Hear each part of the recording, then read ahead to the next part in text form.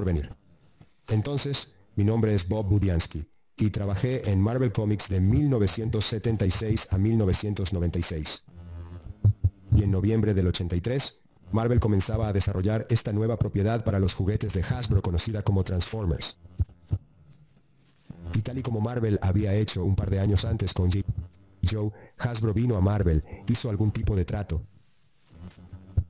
Ciertamente, no estuve involucrado en esa parte del proceso de negociación. Y Marvel proporcionó el talento creativo para desarrollar G.I. Joe en una historia con personajes, etc. Larry Hama fue la persona detrás de eso. Él está aquí en la convención hoy. Y luego, un par de años después, pasó lo mismo. Hasbro adquirió los derechos para desarrollar estos juguetes japoneses y cambiarles el nombre a Transformers. Supongo que se les ocurrió el nombre de Transformers. Y vinieron a Marvel y dijeron, queremos que desarrolléis la historia y los personajes. Y esa es la primera página del tratamiento. La historia de fondo de los Transformers, que yo no escribí. Eso fue escrito por Jim Shooter, quien era editor en jefe en ese momento en Marvel Comics. Así que lo que están leyendo es el comienzo de la mitología que fue creada alrededor de los Transformers y fue originalmente creada por Jim Shooter. Siguiente. Y luego continúa. Y pueden escanearlo y ver a continuación. Y trata sobre los Decepticons, los Autobots, la guerra y Cybertron, todas las cosas con las que están muy familiarizados. Siguiente. Ahora ven que hay unos cambios ahí. Esa es mi letra. A este punto estaba ayudando a Jim a desarrollar los Transformers. Así que verán, si miran de cerca, como a la mitad, un poco más de la mitad, las palabras, el arca están escritas ahí. Así que originalmente, la nave espacial que trajo a los primeros Autobots y Decepticons a la Tierra chocó en el estado de Washington en una nave espacial. Y se llamaba Anti, A-U-N-T, que está tachado por fortuna. Y fue reemplazado por las palabras el arca. Así que ese fue el único pequeño cambio que se hizo ahí. De nuevo, más del tratamiento, y puedes ver que se garabateó el arca en la parte superior. De nuevo, se tachó el antiguo. Siguiente.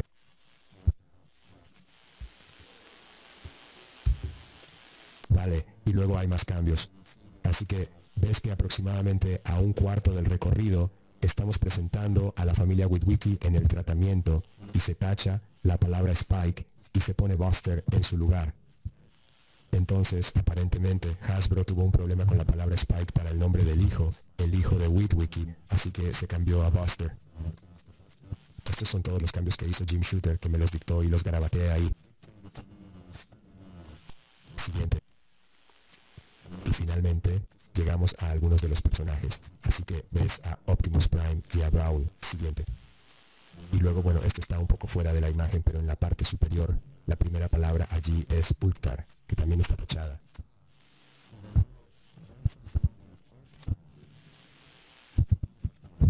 Así que ese es otro personaje que se desarrolló.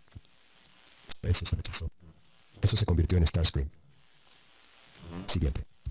Y aquí es donde entro yo, además de los garabatos. Bueno, además de tachar las otras opciones. Entonces, lo que pasó fue que Jim Shooter hizo el guión que acabas de ver, y eso fue generalmente aceptado con algunos cambios de Hasbro. Y luego Jim, que era el editor jefe de Marvel, era un tipo muy ocupado y quiso contratar a alguien para desarrollar los personajes. Entonces, la línea original de Transformers eran 26 juguetes, entonces había que desarrollar 26 personajes. Y el escritor que contrató, que era un editor principal en Marvel, que tenía mucha experiencia como guionista, por las razones que fueran, a Jim no le gustó el trabajo que envió, la mayoría del trabajo que envió. Ultar siendo uno de ellos, una de las piezas que envió, no le importó ese nombre, supongo. Así que Optimus Prime y Prowl se quedaron, esos nombres se mantuvieron, pero los otros 24 de los 26 juguetes que tenían que desarrollarse todavía tenían que ser nombrados y los perfiles de los personajes tenían que ser escritos para los 26. Entonces, en este momento, estamos en noviembre de 1983. Jim se estaba desesperando.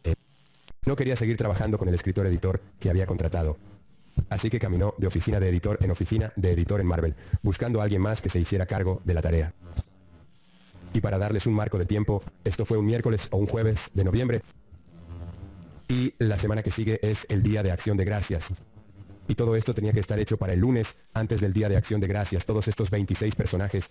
Y la gente estaba haciendo planes de viaje para volver a casa, tenían otros trabajos que estaban haciendo, estaban ocupados y todo eso.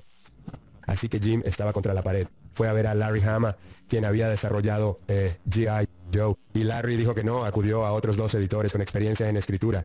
Dijeron que no, finalmente llegó a mí. Así que era, sabes, la cuarta o quinta opción. Y era conocido principalmente como un editor que dibujaba, no como un editor que escribía. No lo era. No tenía ningún crédito real como escritor más allá de co-crear algunas historias. De todos modos, se acercó a mí y le dije, claro, lo haré. Oh, lo necesitas para el lunes. Lo haré el lunes. Entonces, entre ese miércoles o jueves, cuando Jim apareció en la puerta de mi oficina, y el lunes siguiente, se me ocurrieron los 24 nombres restantes. Escribí todos estos perfiles. Este es un ejemplo de uno de los perfiles que escribí para Optimus Prime. Entonces, como dije, Optimus Prime es un nombre que heredé del escritor anterior, pero se me ocurrió la historia real detrás de Optimus Prime. ¿Quién es? ¿Cuáles son sus poderes? ¿Cuál es su armamento? Le di un lema. Es difícil de leer con la luz de aquí, pero todo está ahí en ese papel amarillo de la libreta legal. Y luego se me ocurrió otro. Oh, ese es Megatron. Así que ese es un nombre que se me ocurrió. Entonces, de nuevo, así fue como entregué todo y no era mucho de mecanógrafa. Y curiosamente, hay una mujer que trabajaba en nuestro departamento que era asistente para una de las personas más ejecutivas en el departamento de licencias. Entonces, Jim Shooter dijo, está bien, si necesitas que te los escriban, dáselos a ella. Y él dijo, está aquí este fin de semana. Trabajó en Marvel y está aquí con su esposo. Una de las nuestras, una de las mesas del Callejón de los Artistas. Se lo recordé. Se olvidó por completo de que tenía que escribir todo esto para mí, pero tuvo que escribir estas biografías para que pudiéramos convertirlas en Hasbro. Este es Megatron. Muy interesante la historia sobre el nombre Megatron. Estas son propiedades de Hasbro. Tienen total autoridad sobre si aceptan o rechazan estas cosas. Inicialmente rechazaron el nombre de Megatron y entendí que podían hacer lo que quisieran, pero a mí realmente me gustó el nombre Megatron. Pensé que sonaba bien. Y entonces, a pesar de que era el chico nuevo en el bloque, dije, bueno, ya sabes. Cuando lo rechazaron dije, ¿por qué no les gusta el nombre Megatron? Y yo y ellos dijeron, suena demasiado aterrador. Y yo dije, bueno, él es el malo de la cabeza. Se supone que debe sonar aterrador. Oh, no habíamos pensado en eso. Bien, iremos con Megatron. Así que salvé a Megatron a continuación. Y estos son estrellas. Esta es una carta antigua, es Starscream. Así que ya sabes, ese es otro nombre que iré a continuación. Y este es Ratchet, el siguiente. Pero de todos modos entiendes la idea. Este es mi estilo. Saco mi libreta amarilla y se me ocurren estos nombres. Este es Stalker. Stalker no logró pasar por el departamento legal de Hasbro. Había que revisar todos estos nombres con el departamento legal para asegurarse de que tenían autoridad para sacarlos como juguete sin que alguien los demandara. Por cualquier razón que sea, no les gustó Stalker. Así que ese se convirtió en Ravage, que en realidad es un nombre mejor. Siguiente. En realidad, se les ocurrió un Stalker más tarde en Europa.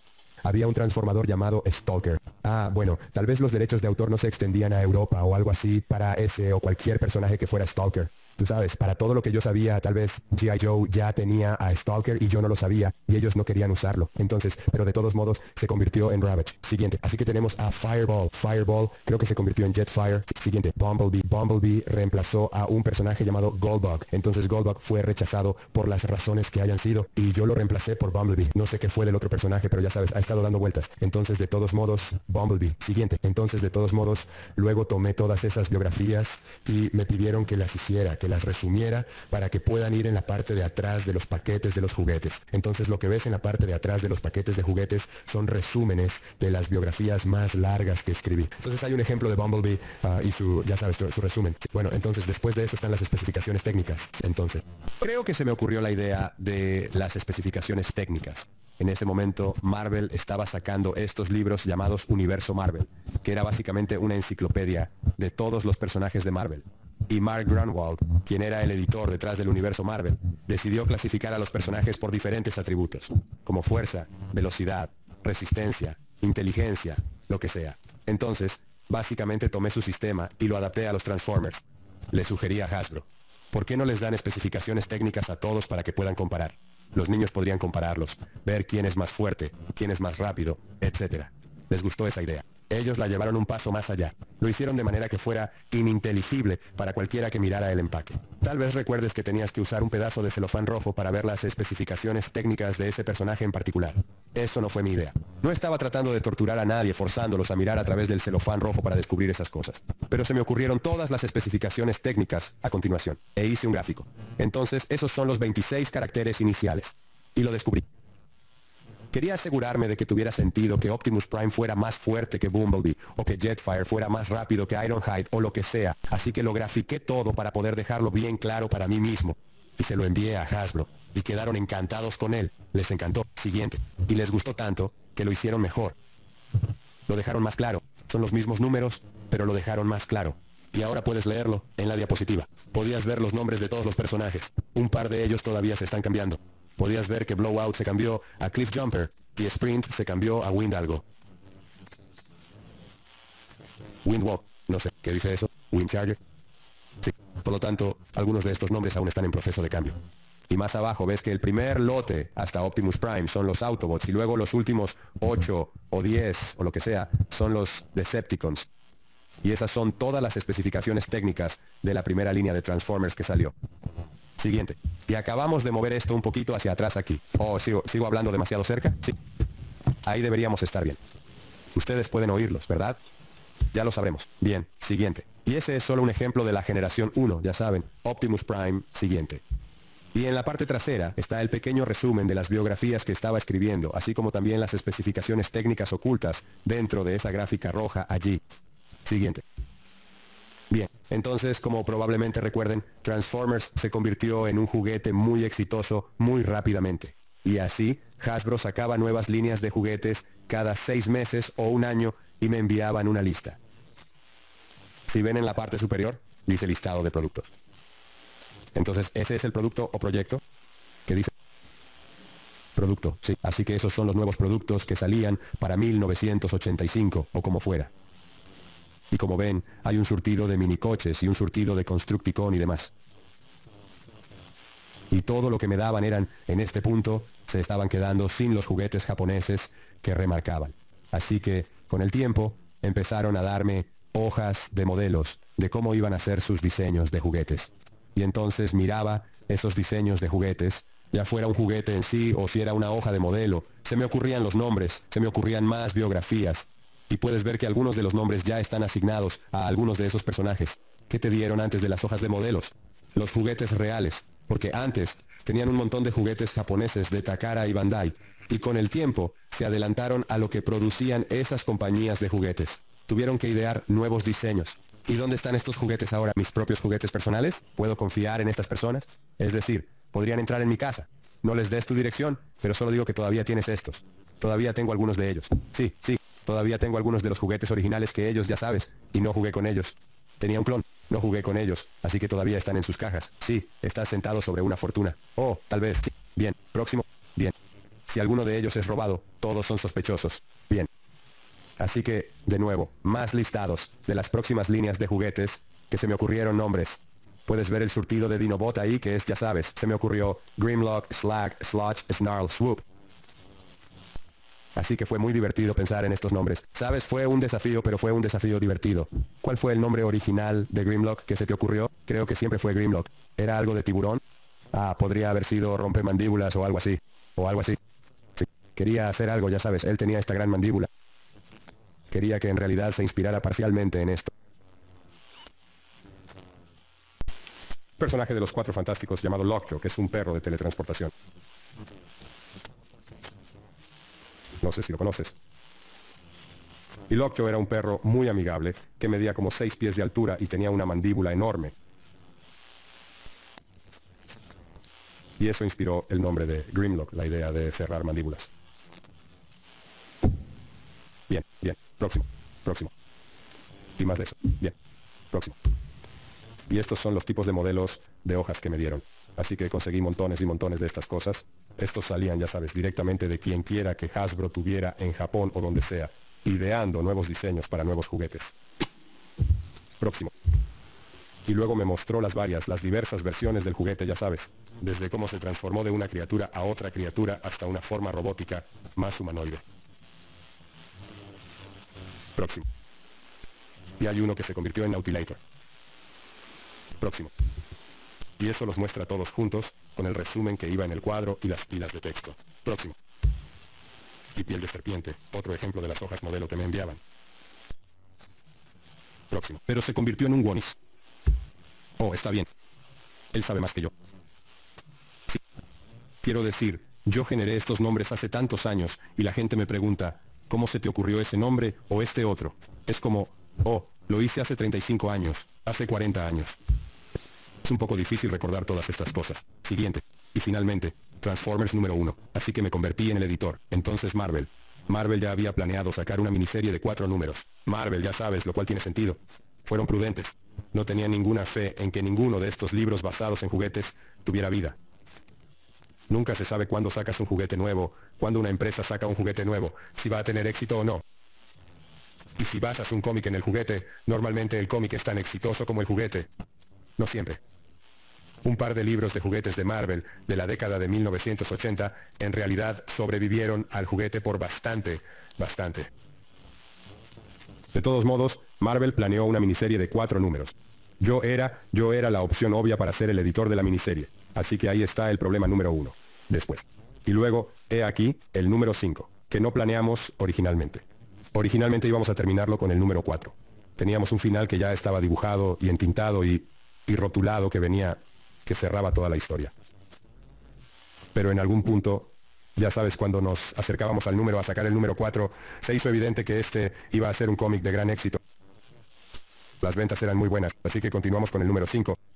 Volvimos a dibujar la última página o 2. Así que terminó en un suspenso que condujo a esto. Así que con el número 5, yo me convertí en el escritor del libro. Ya no era el editor. Y creo que en el Reino Unido, porque lo recibieron antes de tiempo, en realidad tenían el original. Es cierto. Me había olvidado por completo del hecho de que había un final real para la miniserie que descartamos, hasta que hace unos años alguien me mostró la reedición del Reino Unido. Así que el Reino Unido no tuvo el cambio que hicimos. Por lo tanto, en su reimpresión, muestran el final real que pretendíamos originalmente, que es, ya sabes, los Decepticons pierden, los Autobots ganan, ya sabes, hay paz en el universo. Pero la desechamos para el mercado estadounidense. Siguiente. Bueno, y luego, a medida que pasaban los años, Hasbro siguió expandiendo los Transformers en diferentes direcciones y agregando nuevos subgrupos de Transformers, etc. Por lo tanto, tuve que expandir realmente la mitología del asunto. Entonces, se me ocurrió, en realidad, esto está mal, me estoy adelantando, esto es correcto, pero lo que estoy diciendo es incorrecto, esto es solo una trama. Bueno, así es como haría una trama para una historia. Como dije, empecé a hacerme cargo del libro con el número 5 como escritor, y básicamente escribes como un cuento corto y describes lo que le sucede para que el artista pueda dibujarlo. Siguiente, y eso se convirtió en este número, Into the Smelting Pool, que es mi historia favorita que escribí. También es la primera vez que introduje Cybertron en el cómic. Siguiente, y entonces me di cuenta de que, a medida que pasaba el tiempo, realmente tenía que darle un descanso al artista tanto como fuera posible. Entonces listaría todos los personajes por adelantado a los que el artista tendría que referirse para esa historia en particular. Así que el artista pudo sacar la referencia, pero el artista, esas mismas hojas de modelo que les estaba mostrando, el artista tenía su propia pila, y por eso trato de prepararlo para lo que está por venir. Siguiente. Eso se convirtió en este número, que era un graffiti de los Decepticons. Y lo especial de este número es que, como todas las historias de Transformers, se rastreaban cartas de fans. Y este recibió una carta de un fan muy especial. Stan Lee escribió una carta de admirador sobre este número. Envió una carta diciendo, acabo de leer este número y es genial, y todo lo que dijo. Y estábamos encantados, yo y la oficina editorial. Nos encantó que Stan realmente prestara atención a este libro y lo leyera, y se tomara el tiempo para escribir una carta muy bonita diciendo lo mucho que le gustaba. Así que presentamos esa carta un par de números más adelante en la columna de cartas de fans. Siguiente. Y esto muestra cómo se dibujaban las portadas. Así que, originalmente, antes de ver una portada terminada, el editor quiere ver un boceto. ¿Cuál es la idea detrás de la portada? ¿Qué va a vender este libro? Y a veces el editor podía dibujar como muñecos de palos si no sabes dibujar, o vas al director de arte y este te da un boceto en el que el editor y él están de acuerdo. Pues bien, resulta que el escritor de los Transformers, yo mismo, sabía dibujar. Así que, aunque no las dibujara, diseñé la mayoría de las portadas. Esta es una portada. Ese es el boceto de la portada. Eso me llevaría unos 5 minutos o menos esbozar. Y una vez que el editor dijo, sí, vamos con eso, Siguiente. Esa es la portada. Esa es la portada que dibujé yo. La razón por la que quise dibujar esa portada en particular es porque quería dejarle claro al artista del interior del libro cómo eran esos restos. Podría describirlos con palabras, pero ya sabes, las palabras, una imagen vale más que 1000 palabras. Así que dije, déjame dibujar la portada. Sabrá exactamente de lo que estoy hablando. Así que dibujé la portada yo mismo. Siguiente. Y de nuevo, este es otro ejemplo de un boceto de portada. Siguiente. Y este fue dibujado por Frank Springer, quien era, creo, el artista del libro en ese momento. Así que en eso se convirtió. Siguiente. Y de nuevo, un boceto de portada más. Y siguiente. Y este también lo dibujé yo mismo. Pequeño apunte al margen. Esto obviamente está sucediendo en lo que parece ser el Gran Cañón. Acababa de visitar el Gran Cañón. Así que si voy a lugares, trato de, tú sabes, escribir sobre lo que conozco. Así que coloqué esto en el Gran Cañón. También aprendí una valiosa lección de ver Saturday. Una valiosa lección sobre impuestos al ver Saturday Night Live. Hace años hubo un sketch. Un monólogo, más bien, de uno de sus escritores, Al Franken, que se convirtió en senador. Y mostró postales de su viaje a Hawái, de sus vacaciones en Hawái. Y se sentó, se paró frente al micrófono, hizo reír. Dijo, soy un comediante. Te muestro una postal de mi viaje. Te estás riendo. Estoy haciendo mi trabajo. Deducción fiscal. Así que lo que él decía era que al incorporar su viaje a Hawái como parte de su rutina de comedia, su viaje se convirtió en una deducción de impuestos. Así que incorporé mi viaje al Gran Cañón, se lo enseñé a mi contable, le mostré el cómic. Deducción fiscal. Siguiente. Sí, así que tenlo en mente. Volviendo, otro boceto de portada que hice, y esto se convirtió en otra portada que dibujé. Dibujé esa portada. Por cierto, estas portadas están a la venta en mi mesa, si queréis, las impresiones de los pósters de ellas. ¿No fue este tu viaje al Caribe? Probablemente. Sí, creo que se basó en un viaje al Caribe. Sí, creo que sí. Sí. Y había una criatura como esa, de la que tuve que alejarme nadando. Siguiente.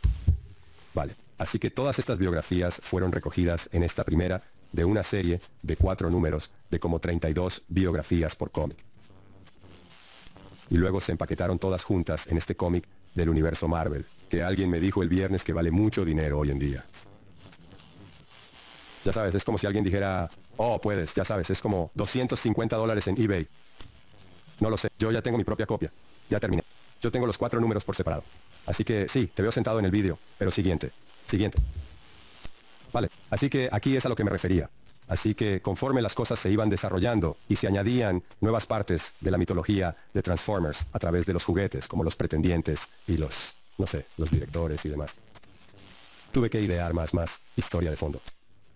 Así que esto tiene algo que ver con eso. Siguiente, esos son los directores, los cuales, ya sabes, se convirtieron en un tratamiento que yo convertí en Hasbro y Hasbro lo aprobaría. Y los directores se convirtieron en su propia miniserie. Siguiente, y está la portada del primer número de los directores, la cual de hecho también dibujé yo. Siguiente, y luego se me ocurrirían algunos conceptos como la matriz de creación, que se convirtió en la chispa vital, creo que en la serie animada. Bueno, primero la matriz de liderazgo, y luego un tipo de... la vieja chispa. Vale, sí, nunca la vi. Nunca vi la serie. Pero... en todo caso, se me ocurrieron estos conceptos. Así que, de nuevo, Hasbro me pediría que lo montara, porque compartían todas estas cosas que les he mostrado. Todas estas biografías, nombres y la historia de fondo fueron a parar a Hasbro, y luego Hasbro la compartió con Sunbow Productions. Sunbow estuvo detrás de la serie animada y la película de animación, y luego ellos harían lo que hicieran con ella, pero lo querían por escrito para poder compartirlo con otras personas. Siguiente. No, creo que también estamos casi al final. Vale, y el final. Así que es solo una gran página de bienvenida del difunto Herb Trimpe de la matriz de creación atascada en la cabeza de Buster Witwicky en ese momento. Y por eso está usando todo su nuevo poder para hacer que toda esta maquinaria flote en el aire. Y eso es todo.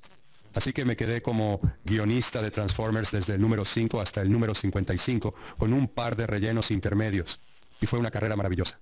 Me lo pasé muy bien trabajando con él, trabajando en los Transformers. Fue genial trabajar con Hasbro. Y lo que fue especialmente agradable de trabajar en los Transformers mientras trabajaba en Marvel es que no tuve que preocuparme por 20 o 30 años de continuidad de Marvel. Podía hacer prácticamente lo que quisiera hasta cierto punto del libro.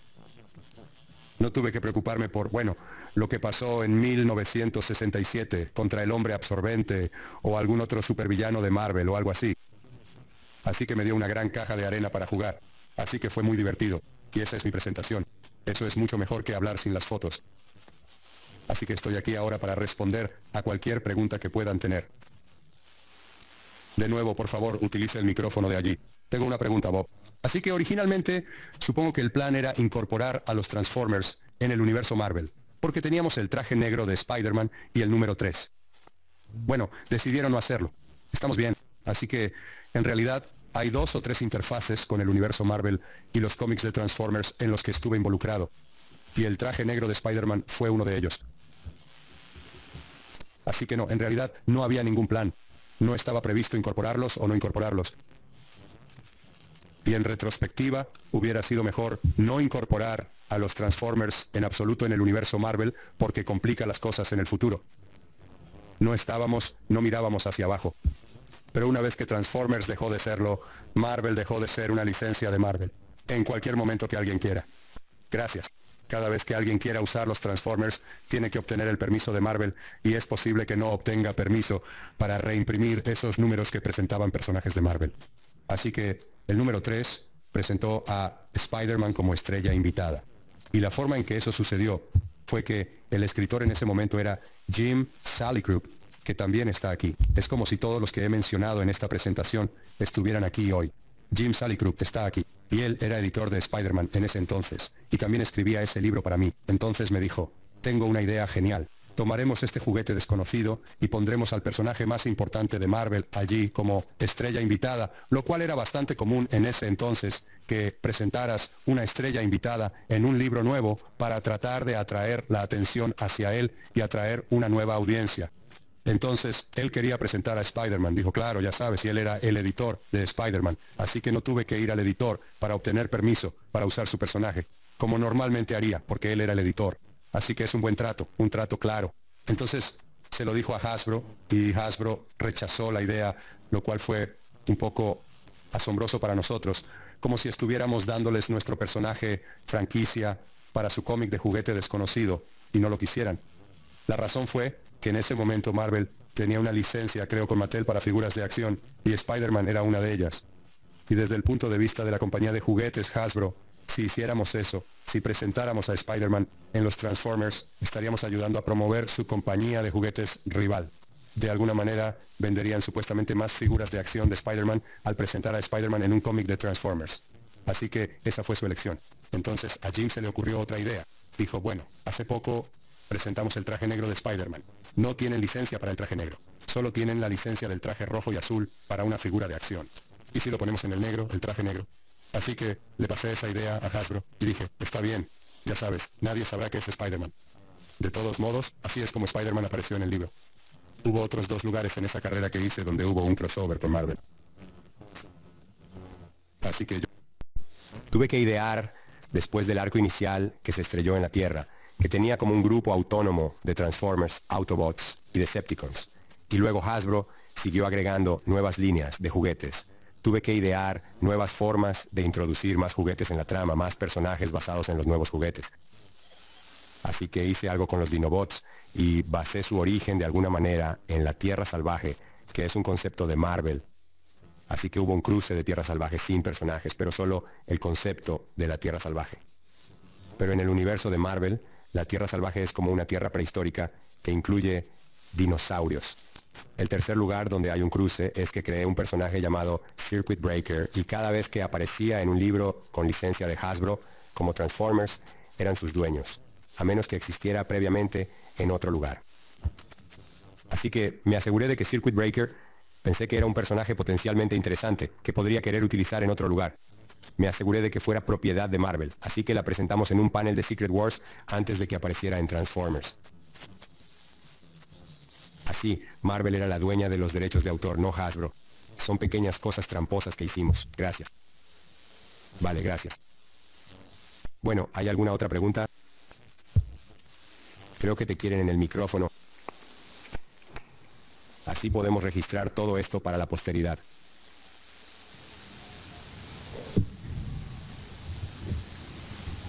Una pregunta rápida. Dijiste que algunos de los nombres cambiaron a medida que avanzabas, pero recuerdo que algunos de esos nombres terminaron utilizándose en la serie de dibujos animados. ¿Tuviste algo que decir al respecto? porque sé que Bumblebee finalmente fue reformateado como Goldbug y el humano en la serie era Spike en lugar de Buster. Sí, creo que Spike estaba en la serie porque no entendieron mis notas escritas a mano. Probablemente obtuvieron una versión anterior de ese borrador y probablemente nunca vieron a Spike ahí. Sí, Bumblebee finalmente resultó dañado en la temporada final. Lo reformatearon como Goldbug. Entonces, no estaba seguro si tenían algo que decir en nada de eso. Yo no tuve nada que ver con la serie animada. Nunca la vi. Así que lo que sea que hicieron, lo hicieron y realmente no puedo opinar porque no estuve involucrado en eso.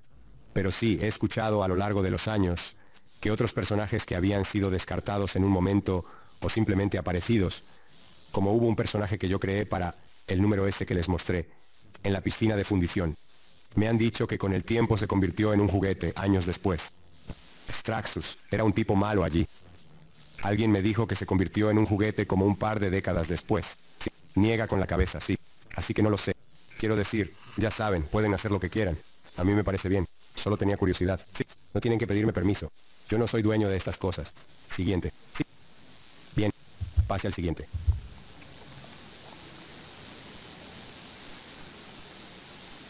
Bueno, dijiste que dibujaste muchas de tus experiencias, escribiendo un cómic a partir de cosas que hiciste. ¿Puedes dar como otros ejemplos de cosas que se te ocurrieron hacer que incorporaste en los cómics?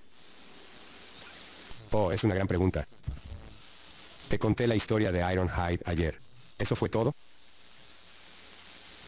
Bueno, lo contaré de nuevo.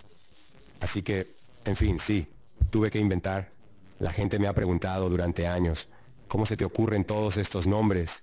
Y de dónde, ya sabes, cómo se le ocurre algo a alguien, se basa en tus propias experiencias personales. Yo vi televisión, vi películas, leí libros, leí el periódico, hacía crucigramas. Por lo tanto, tenía bastante habilidad con las palabras. Un ejemplo es Ironhide. Eso vino del programa de televisión de la NBC a finales de los 60, llamado Ironsides. Se trataba de un detective de policía que estaba lisiado y confinado a una silla de ruedas. Pensé, Ironsides, Ironhide, suena bastante genial. Ya sabes, es un nombre que suena bien. Por ejemplo, me dieron 3 en esa línea inicial de juguetes. Me dieron 3 Decepticons idénticos, excepto que estaban pintados de forma diferente. Eran 3 aviones de combate.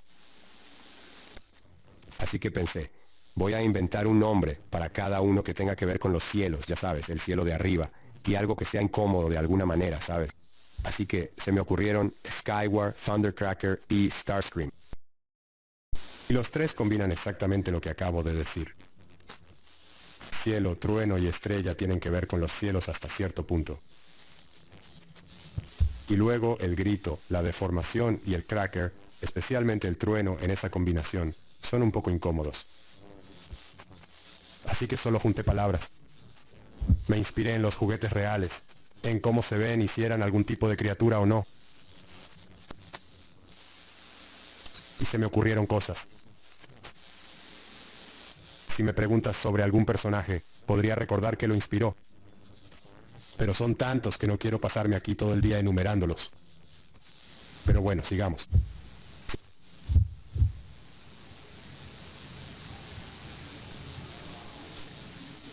Tengo una última pregunta sobre tu proceso de escritura.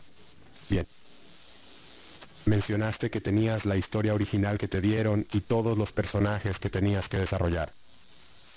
¿Cómo mantuviste una transición fluida entre la historia de cada personaje y el desarrollo posterior de la mitología?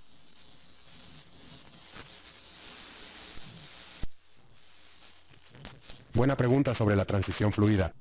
Creo que sí, eso no fue fácil, porque ya sabes cómo Transformers comenzó con 26 personajes y luego cada pocos meses Hasbro introducía un nuevo lote de personajes y, sabes, desde el punto de vista del lector, solo estás leyendo la historia. Pero, desde mi punto de vista, sé que el propósito de este cómic es vender juguetes. Así que tuve que descubrir nuevas formas cada pocos meses para introducir un nuevo lote de personajes y mover un poco a muchos de los personajes con los que había estado trabajando y que había estado desarrollando. Por lo tanto, puede haber parecido suave, pero fue muy difícil después de un tiempo porque era, ya sabes, Está bien, aquí tienes otros 10 personajes, 12 personajes, 15 personajes. Tengo que descubrir cómo meterlos en la trama. Todo estaba, así que se me ocurrieron diferentes formas. Por ejemplo, la trama de Smelting Pool introdujo el puente a ninguna parte, que era un puente espacial. Así que eso permitió que algunos personajes nuevos de Cybertron se mudaran a la Tierra. No sé, tendría que revisarlo y averiguarlo, pero hay muchos. Como mencioné, utilicé la Tierra salvaje como plantilla para los Dinobots. Así que lo que sea que me pusieran en el plato, bien, aquí hay un nuevo lote de personajes. ¿Cómo los encajo? Tendría que resolver algo. Y, francamente, con el tiempo se volvió agotador. Porque, sabes, una cosa es escribir uno, como Spider-Man. El Spider-Man de Peter Parker todos los meses, año tras año. Y tienes ese personaje para desarrollar. Pero cuando tienes este elenco de personajes y siguen cambiando y sigues teniendo que deshacerte de personajes con los que has estado jugando, que te gustan, para los que ya no tienes espacio más. Como escritor me resultó agotador y finalmente estaba rogando que me reemplazaran como escritor de ese libro, pero ya había tenido suficiente. Solo necesitaba pasar a algo que fuera un poco menos exigente para mi imaginación y cómo presentar todos estos nuevos personajes. Ahí lo tienes. Bueno, lo hiciste muy bien, gracias. Sí, ¿alguna otra pregunta? ¿Puedo hacer algunas preguntas? Claro, no lo sé. ¿Hablaste de la saga Underbase? Esa es mi historia favorita. Ah, no lo hicimos. ¿Cuál es el concepto de Starscream siendo tan astuto y maquinador para volverse tan poderoso? Sé que parte de eso fue deshacerse de algunos personajes, pero... Correcto. Bueno, Starscream. Siempre diseñé a Starscream como el segundo al mando que realmente codiciaba el poder. Y eso no es nada nuevo. Es como un meme clásico. Si conoces los cómics de los Cuatro Fantásticos de los 60, quizás algunos de ustedes son muy jóvenes, los Inhumanos fueron presentados.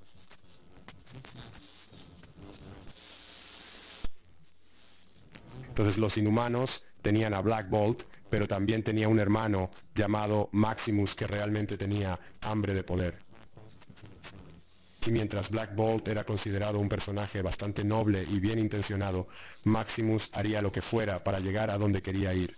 Y puedes encontrar ese tipo de dinámica en la ficción una y otra vez. Así que lo configuré de esa manera. Tenía a Megatron, por malvado que fuera, sabía cómo mantener el control y el mando de sus tropas. Mientras Starscream, ya sabes, incluso su nombre sugiere que se excedió. Presionó demasiado el sobre. Y eso es a lo que se desarrolló la saga de la base subterránea. Lo llevó demasiado lejos. Incluso se le advirtió en algún momento, o tal vez a Optimus, se le advirtió cuando era un Optimus más joven como, no toques lo inferior, no toques esta base subterránea, va a ser más de lo que puedes manejar. Y efectivamente Starscream lo consigue, lo logra.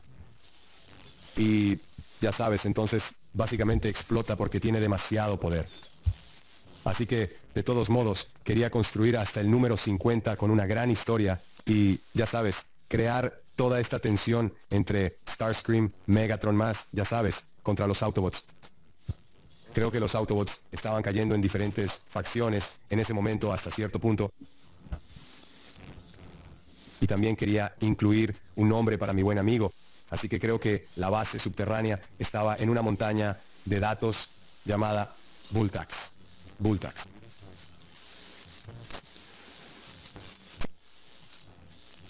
Y una buena amiga mía se llama Janet Bultax. Entonces quise incluirla. Pensé que su nombre era perfecto para un nombre tipo Transformers, Bultax. Y así lo uso en la base inferior. Y extrañamente, hace solo un par de semanas, estaba en mi hilo de Facebook, y alguien tenía un enlace a un viejo cómic de DC de los años 70.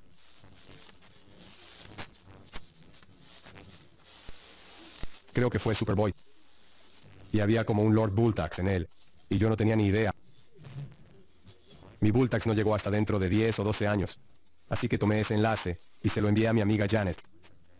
Le dije, sabes, ha estado en los cómics más de una vez. Y ella también se sorprendió. De todos modos, ese fue el origen de la base inferior. Hablando de nombres, no sé si mencionaste esto. ¿De dónde sacaste el nombre del niño que realmente presionó el botón y mató a Optimus Prime? Oh, Ethan Zachary. Oh, ese fue fácil. Mi hermano. Gary vive justo al norte de aquí, en Massachusetts. Tiene 4 hijos. Ahora todos son adultos. Así que su segundo hijo menor es Ethan Zachary Budiansky. Entonces, tomé su nombre. Probablemente estoy tratando de pensar, probablemente tenía unos 10 u 11 años en ese momento. Entonces todavía le gusta presumir de haber matado a Optimus Prime. Sí, pero guardó su mente en un disco flexible de 5 1/4 de pulgada. La impresión debió haber sido increíble. Sí, la tecnología era mejor de lo que pensabas en ese entonces. Sí, estaba tratando de mantenerme al día con la última tecnología. Ya sabes, podrías haberlo exagerado un poco. Solo un poquito. Sí, ¿algo más? Tiene oportunidad. Estamos bien. Lavadero de autos de la perdición. Queremos hablar del lavadero de autos de la perdición. Si quieres, hablaré de lo que quieras, hasta que Penny me eche a patadas. Hablaré de lo que quieras. Depende de ella. Entonces, ¿de dónde sacaste el concepto de lavado de autos de la perdición? Oh, eso fue fácil. Quiero decir, eso es bastante obvio. Bueno, primero de todo, en general, estaba muy interesado cuando estaba escribiendo los Transformers. Me interesó mucho tomar situaciones muy humanas y poner a los Transformers en esas situaciones. Así que tenías situaciones donde había un concierto de rock, había una pista de esquí, había una isla caribeña, había un lote de autos usados. Quería tomarlas en situaciones muy familiares con las que la gente se pudiera identificar. Espero que mis lectores puedan relacionarse y ver cómo reaccionaron los Transformers en esas situaciones. Así que ideé una historia y reconozco que era una especie de parodia de Transformers, algo cómico. Probablemente encajaría muy bien como una historia de Guardianes de la Galaxia en estos días. Supongo que fue un poco controvertida en ese entonces, tal vez para algunos fanáticos, pero se tomó de, ya sabes, Indiana Jones y el Templo de la Perdición. Incluso copiamos la fuente que se usó en el cartel de la película para ponerla en el título de esa historia y simplemente copié la idea básica de que había un lavado de autos fatal. ¿Sabes? Si entraras en este túnel de lavado, no saldrías igual como en el Templo de la Perdición. Así que eso fue todo. ¿Sabes? Bonito, bonito. Como dije antes, me basé en mis propias experiencias, películas, televisión, lo que sea. Y hubo un ejemplo, muy buen ejemplo. Volviendo a lo que mencioné, la historia de Smelting Pool, que es mi historia favorita que escribí para mí de todos modos. El final de eso, no sé cómo, no sé qué tan bien todos ustedes conocen esa historia, pero al final Blaster tiene un compañero que es más o menos así. Se llama Garronero y es un tipo débil, pero él está ahí afuera haciendo el trabajo preliminar y siendo como su espía, tratando de reunir información importante. Y básicamente Garronero sacrifica su vida al final de la historia para llevar esa información a Blaster, para que pueda llevársela a los otros Autobots en Cybertron con los que está trabajando.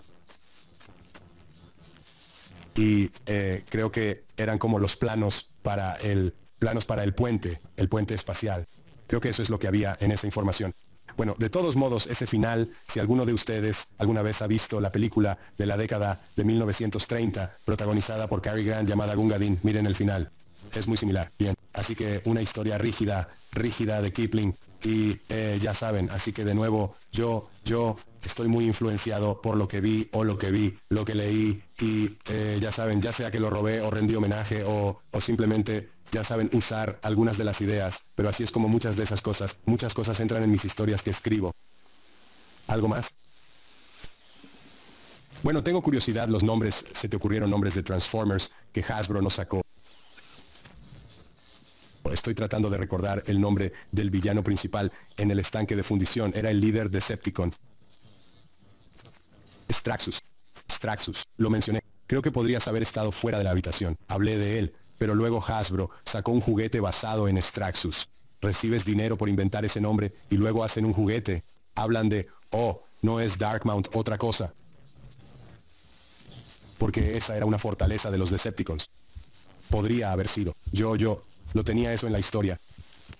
Wiki es algo maravilloso. Bueno, ya sabes, cuando estás haciendo un cómic con licencia para Marvel, no eres dueño de nada. Es su propiedad. Solo me pagan por escribir una historia. Así que, lo que sea que hagan con él, lo hacen con él. No hay mucho que pueda hacer con esto a esta altura. Ya sabes, yo lo veo de esta manera. Quiero decir, me pagaron, y según los estándares de la época, me pagaron decentemente, bastante bien. Pero si yo hubiera dicho, no voy a hacer esto a menos que me des un porcentaje de todos los ingresos futuros basados en esto o aquello, ellos habrían dicho, gracias, encontraremos a alguien más. Así es, ya sabes, es así como funciona. Hoy en día es un mundo muy diferente, pero sí. ¿Algo más? Bueno, gracias a todos por venir. Espero que disfruten del espectáculo. Démosle a Bob un gran aplauso. El padrastro de los Transformers. Bueno, dije padrastro. Creo que hace años hice un panel y los encargados del panel dijeron, inventa un nombre para el panel. Y yo dije, querían algo divertido.